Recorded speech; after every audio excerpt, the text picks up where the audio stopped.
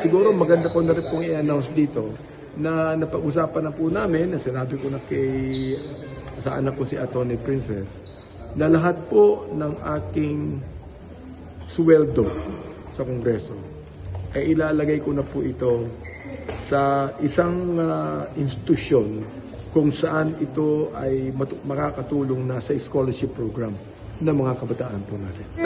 Matagal ko na pong iniisip ito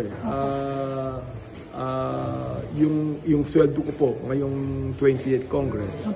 Bahagi na rin yung mga sweldo ko noong 19th Congress. Lalagay na po natin sa scholarship program sa iba pa, no? Particularly ang mga PWD.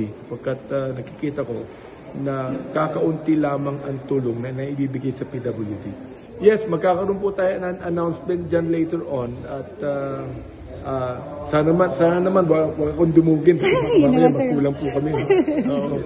Sir, may ano po ba yun, sir? Porsyento o talagang lahat po ng inyong sweldo, sir?